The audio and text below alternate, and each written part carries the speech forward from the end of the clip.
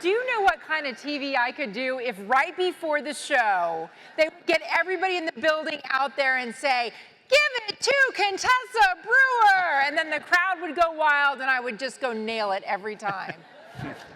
But you guys get that because the teams come out, the crowd goes wild, and sometimes you lose. Yeah, I mean, sometimes the crowd doesn't always cheer for us. The crowd doesn't cheer for you? Not always. Winning helps. Winning helps. Okay, because we're in a culture that celebrates winning, and yeah, we all teach our kids, oh, there's no failure, there's only the lessons you learn. But tell us what it's like to lose. I mean, John.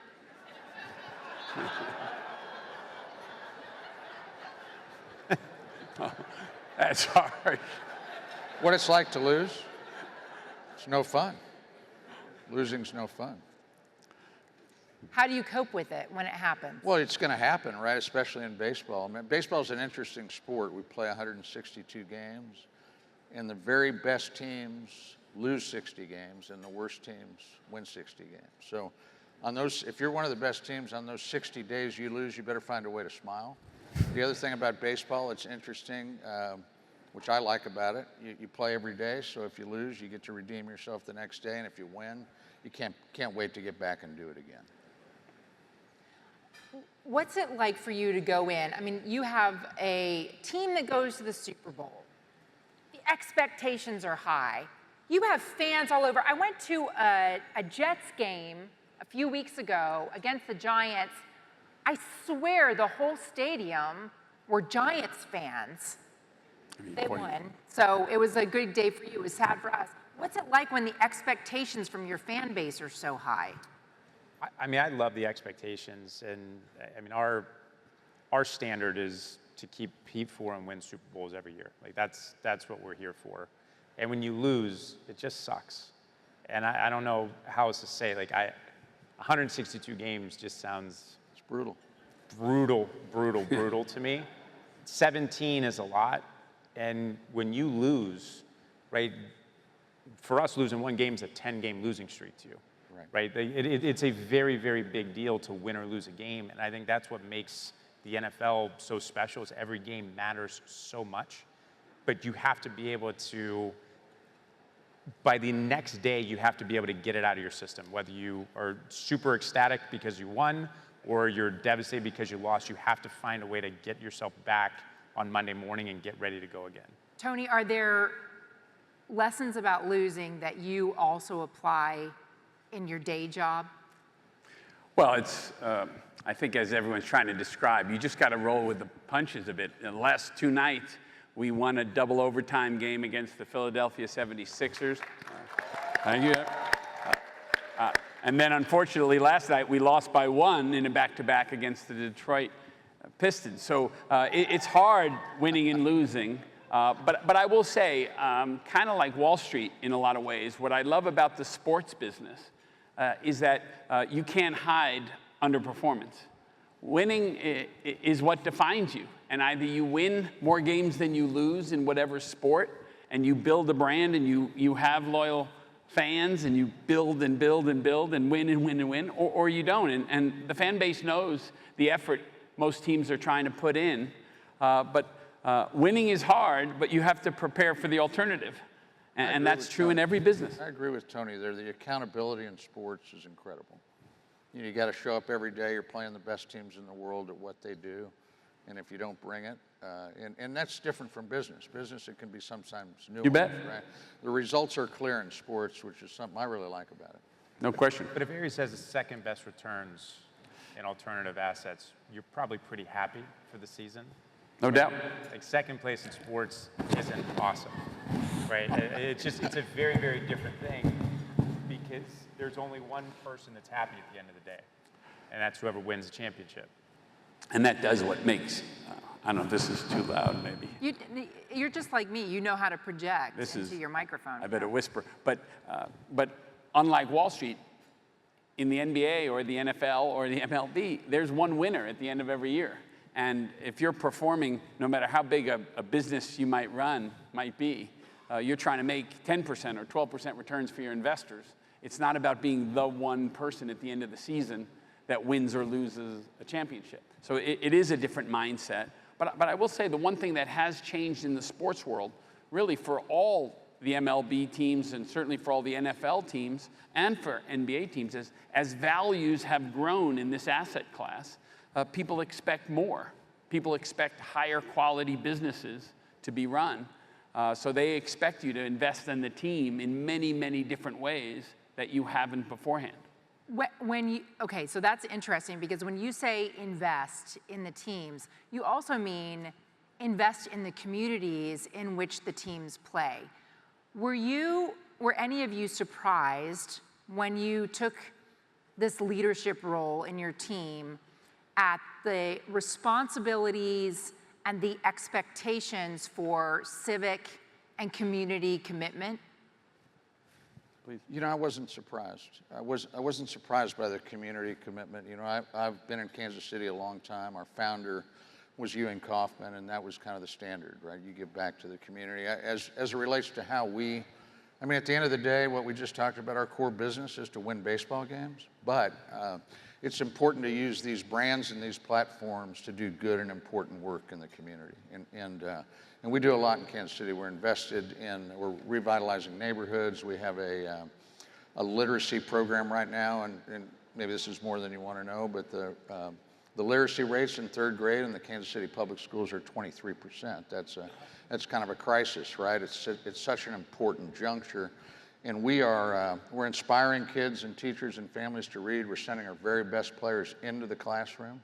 In addition to that, but we're not just doing that. We're providing instructional resources and high dosage tutoring and those things that can really move the needle at a very important point. I don't mean this in a way to undermine the good work that's being done, but I work for CNBC.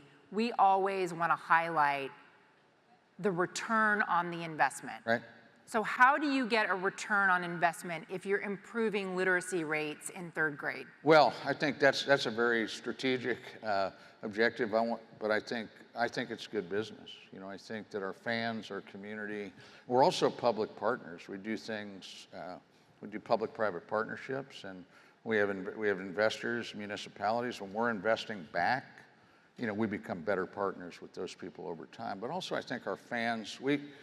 We surveyed our fans recently, and at the end of the day, the main thing is to win. But a good amount of our fans considered it very important that we do this work. And so I just think it brings our fans closer to the organization. You need that public-private partnership, right? No matter what, whether you privately finance your stadium or you have 100% public financing, there's still a public-private partnership. And these teams, they are public trusts, right? Somebody else is going to own our teams at some point in our lifetime or at some point in the future, right? There's more to it than just owning the team. You have to make your community a better place. I was born into the 49ers. I was born in 1981. My grandfather bought the team in 1977. So this is something that I've just grown up with and I've been around. But you have to make your community a better place. And when I look at Levi's Stadium, you know, we're in our 11th season at Levi's. We've done about $2 billion in economic impact. And between the Super Bowl and World Cup that we're hosting this year, February Super Bowl, June, July World Cup, we'll do another $1 billion in economic impact just with those two events. And that's huge, right? People ask me, you know, like, how much money do you make from hosting the Super Bowl? Hosting a Super Bowl is not a business that I would tell anybody to go into because you do not make any money when you host a Super Bowl. But it is an investment back into your community that puts literally all of the country's eyes and a lot of the eyes around the world on your community. And it's something that it's an investment in building something for the future of your community, investing in whether it's classrooms. We're the only stadium that has a classroom in it. Yeah. We host 70,000 kids at a program every year. It started from my wife who was teaching, and she couldn't get into, it wasn't that she couldn't get into a museum, she couldn't get there physically, right? San Francisco Public Schools, they didn't have enough money for busing. They didn't have enough people where her school is a very, very working class community. There was no parents that can go on a field trip. So we made sure that it was 100% free to bring all of the kids from around the Bay Area, and we actually have kids even from down south in San Diego come up to see what we're doing. And that's something that you're able to give back in a way that makes the difference. And if you create a third grader that reads, where that person becomes a Royals fan or not, it makes your community a better place. Right. And that's what you have to do.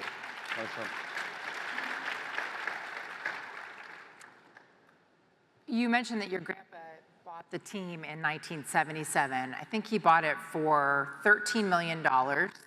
Something like that. CNBC now says the valuation, my colleagues did this work, $8.6 billion.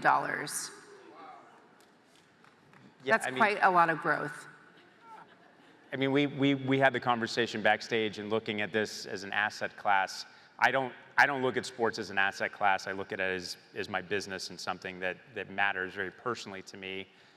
It happens to be a business, but I would tell anybody that invests in a sports team, and as this asset class grows and you have an opportunity to invest, whether it's through a fund or something that I think will be there relatively soon for people to invest in these. So would you ever consider fractional ownership or tokenization of the teams? So we're only allowed to have 25 investors.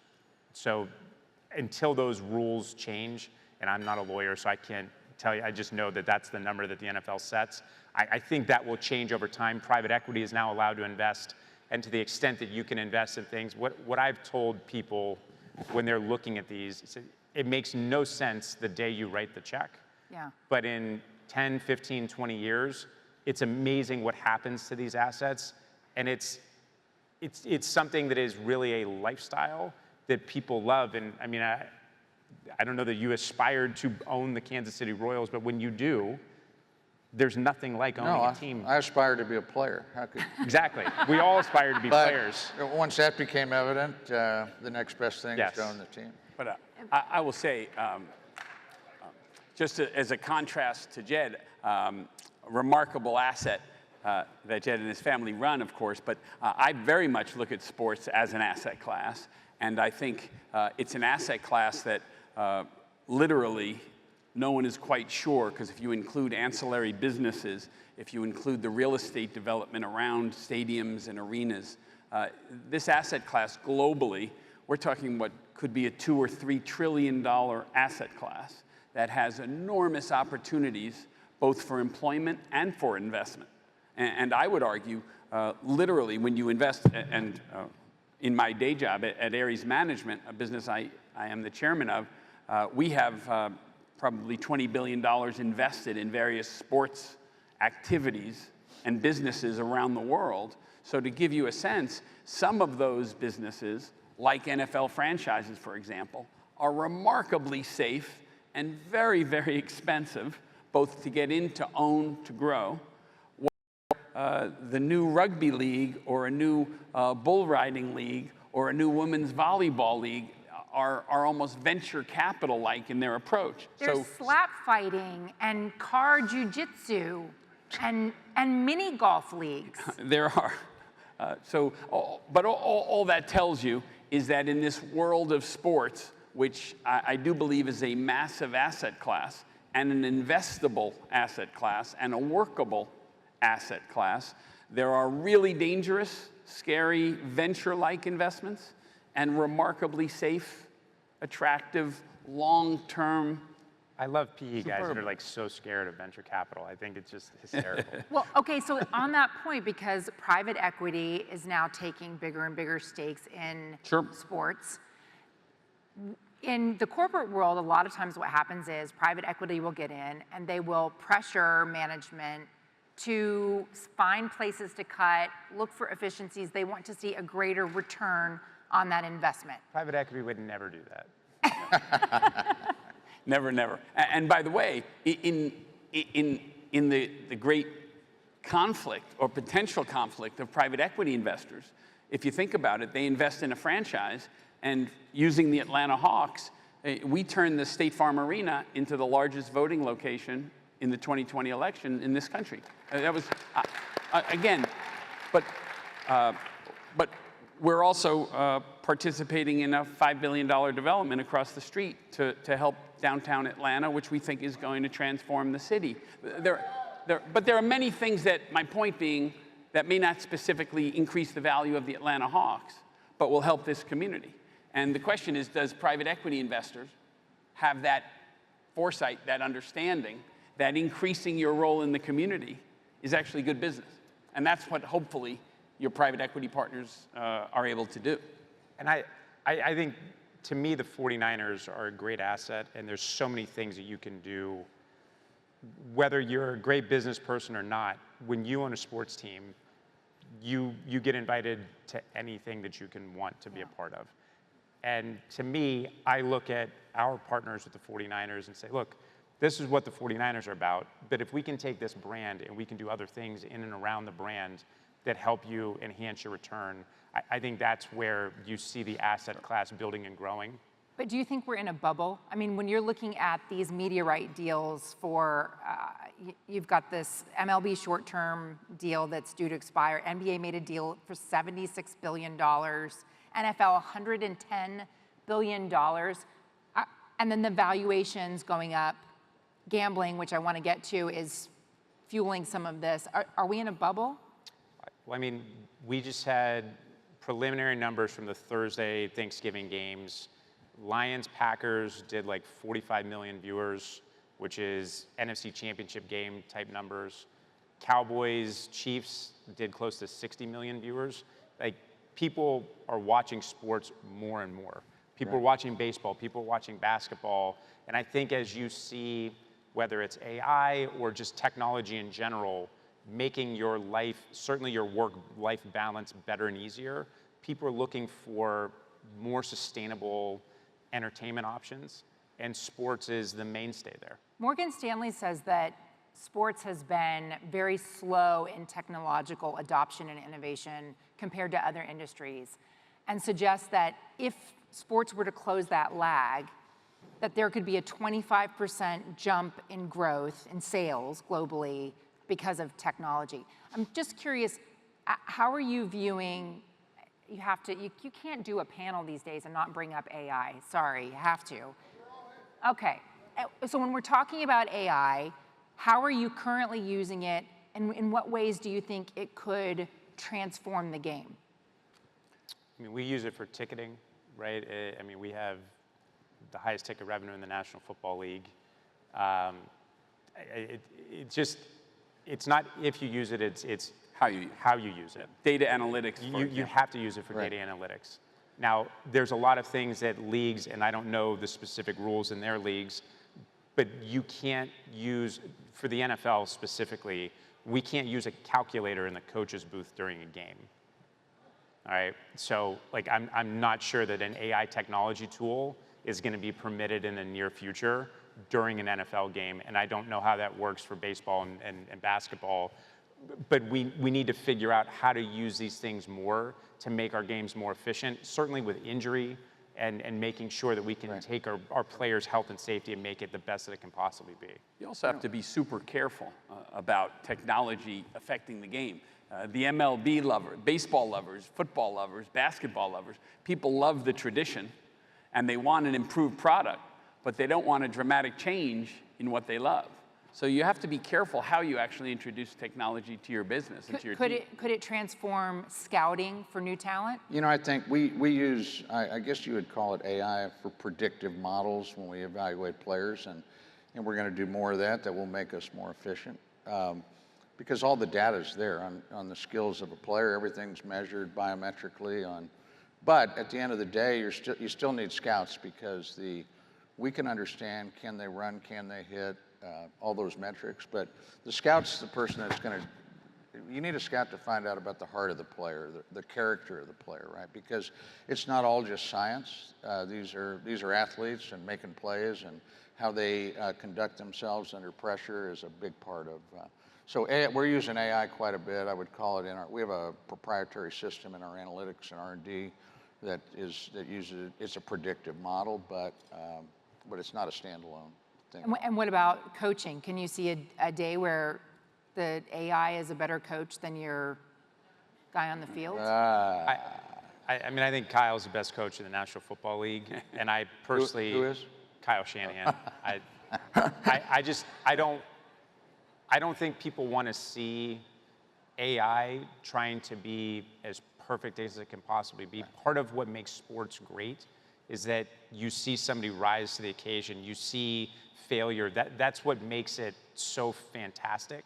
Right. Having something that's perfectly scripted and perfectly, lined up by AI, I don't think that that's appealing viewership.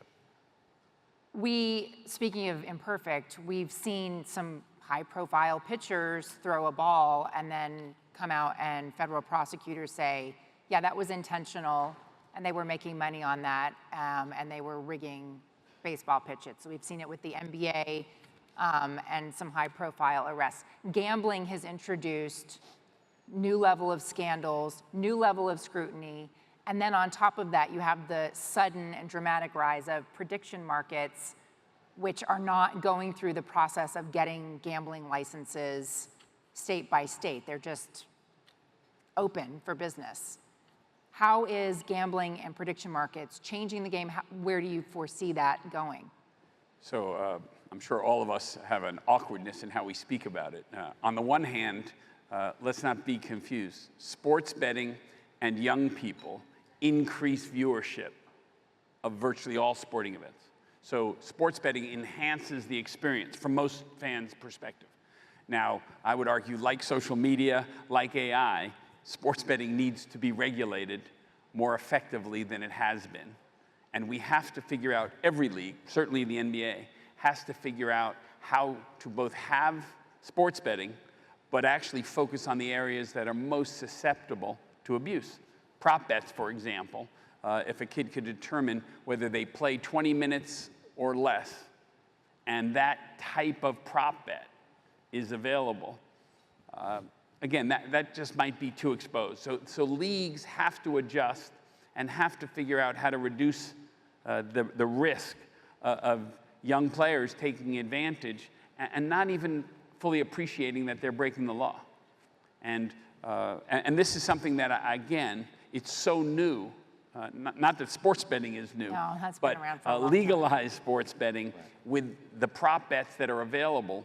I don't think any of the leagues want to take sports betting off the table, because I think, I don't think we're 100% certain, but I think the positives outweigh the negatives. But there are negatives, and we have to learn to deal with them, and my answer would be increased regulation. And then we're also hearing from athletes that they're under a lot of pressure on social media, in their neighborhoods. They go to church and they get harassed because some dude lost money on a bet that the athlete was involved in. It's especially tough for college players and the pressure that they're under. You guys were having an amazing conversation about college sports backstage, about the ways that name, image, and likeness deals have changed who's coming into the game and what you're dealing with. Can you share a little bit with the audience, just your high-level thoughts about what's up for college sports? Well, I mean, in 4 minutes and 34 seconds, I don't know that we'll get to the heart of it. But number one, I believe that college athletes for certain deserve to be paid, right? You look at the amount of revenue that they generate. It just needs to be similar to sports betting and prop bets. It needs to be regulated better, right? You have to have rules on both sides. For sure. When you're going to commit to a player, right? When any of us commit to a player, we're paying them, right? Like they're on our roster, whether they get hurt, whether they don't get hurt, and they can't leave to go to another team in the middle of the season, at the end of the season, if they're still under contract. So you have to have something that makes the game still what it should be, the essence of it, but you have to take care of these guys. And the vast majority, if not all players, NIL is not, you're not an employee of a college. You're an independent contractor. And one of the problems that I see that's going to come up, these kids are supposed to do their own tax withholdings. They're trying to figure out how to deal with having a significant amount of money, which again, they deserve the money, but giving an 18-year-old $1 million is not a great idea in the long run for people. I think we have to make sure that we're protecting kids from themselves, and you have to make sure that you're protecting them from tax evasion, which they're not trying to do. They just, they don't necessarily know and understand the rules. We do a thing every year with our rookies. So we make sure that we have their families, their loved ones come in, and we talk about how that they set up their 401k plan, all of these types of things. 20 rookies this year, their families. I asked, how many people received NIL in college? 100% of the hands go up. How many schools did any type of financial literacy, any type of training? Like 0 hands go up. John, like super huge market for Operation Hope and financial literacy for college sports, because these kids need help. And colleges, this has happened and changed so quickly overnight. We're not doing anything to take care of these kids, and you're setting them up for failure by giving them too much money and no financial literacy and no training whatsoever. I agree with That was a call to action, quite clearly. You've been focused on this financial literacy issue. Yeah, the only comment I would make, and I've certainly made it to John a number of times, financial literacy for young athletes, of course, is important. Financial literacy for everyone under the age of, well, at any age, but certainly it should be required under the age of 18 so that 90% of our young people can take out a loan, can learn a small business loan, a car loan, a home loan. 90% of our young people don't know how to do that, and 90% of our young people should know how to do that. So financial literacy should be a core competency by the time you're 18 with certainty across this country. But I see it with athletes. Including young athletes. But I mean, we see it with our athletes, and our athletes, professional athletes get paid very, very well, right? You should make enough money to live very comfortably for the rest of your life. And a lot of our players do not take care of their money well. It leads to mental health problems. Right. And again, if we're not doing things to teach these kids financial literacy in grade school and high school, it's very hard for them to learn it and absorb it as they grow and 100%. get older. And John has been helpful with the 49ers. We're trying to make sure that the money that we pay our players, they can live great, successful lives after the game, because most of them are done by the time they're 30, and they have a very, very long life in front of them. And to your point, Contessa, these young athletes, they're under a lot of pressure. You talked about gambling creating more pressure. They're already under a lot of pressure. They make a lot of money, but the expectations, and it is, I think it's incumbent upon us. Jed's point about colleges, it's hard to do, right? Because there's no real regulation, but it's incumbent upon our leagues, our professional leagues, and really at the team level to make sure we're doing things to help our athletes, not only financially, but dealing with the psychological pressures that they're under at a very young age. I almost never do this, but I'm going to run over 1 minute on time because I just want to get a big picture thought about where sports is heading and the thing that keeps you up at night when you think about pitfalls for the next 5 years. What do you think, Tony? Well, I think you mentioned, I do think the integrity of the game and how to regulate sports betting is a big issue for the NBA and for every professional sports league. And of course, global media rights continue to be sort of the issue, and how do we cultivate 700 million Chinese NBA fans, which is critically important to the future value of the NBA, without, if you will, diminishing the importance in Europe. You know, we're about to launch an NBA Europe. So global media and global fans, as well as the integrity of the game, would be my 2 big issues right now. I mean, to me, when we're talking about sports as an asset class and it's building and growing, I just hope that we don't forget what makes sports special, and that's the fans that come to the game. And the more that we're worried about what is the bottom line, what is the return, I think you are doing something that can be very disruptive and harmful to a community and a society. We talked about this a little bit backstage. Yeah. Our arenas, our stadiums, like that's the last bastion of your public square, where you meet other people you don't know, you have a shared experience. I think that's something that makes our country and our world special, is what happens at sporting events, and we can't lose that. Contessa, will the NFL lower ticket prices? Look, I mean, we have low ticket prices. We have standing room only seats. We do everything that we can to get people into other stadiums. And again, Bay Area is going to be a more difficult market to buy tickets in and more expensive than somewhere else. There's other things that we have with a publicly owned building. But when I look at Leeds United, right, Leeds has supporters that travel to every away match, and they're paying, 15 to 30 pounds a ticket to go to those matches. And those are the fans that make the experience awesome for everybody else. We need to figure out how to do that. And that's something that I think is very, very important, that you have a segment of society that isn't paying a ton of money to come to a game, because that's what generates the energy and the electricity in the stadium. We can't lose that. For sure. Contessa, to answer your question, what keeps me up at night is not so much threats. It's more about kind of maximizing the opportunity. This business is it's so abundant, right? We were talking about this backstage. In a world where so many things divide us, actually, sports unites us. It's really the great unifier. And I think making sure that it stays that way, I think we learned that how important live sports were. We talk about the media values that have risen. People were watching cornhole championships in the middle of the night back in COVID, right? We needed to get baseball back on the field. But to me, it's what worries, and it is taking advantage of all these opportunities that we have, whether it's the international business or, as you said, blocking and tackling, with our fan base. Well, I hope you thought this was a home run, a touchdown, a slam dunk of a panel. Slam dunk. Thank you all for great attention. Thank you. Well done. Thank you, John. The NBA, Major League Baseball, Well done. NFL on the stage, owners at the same time.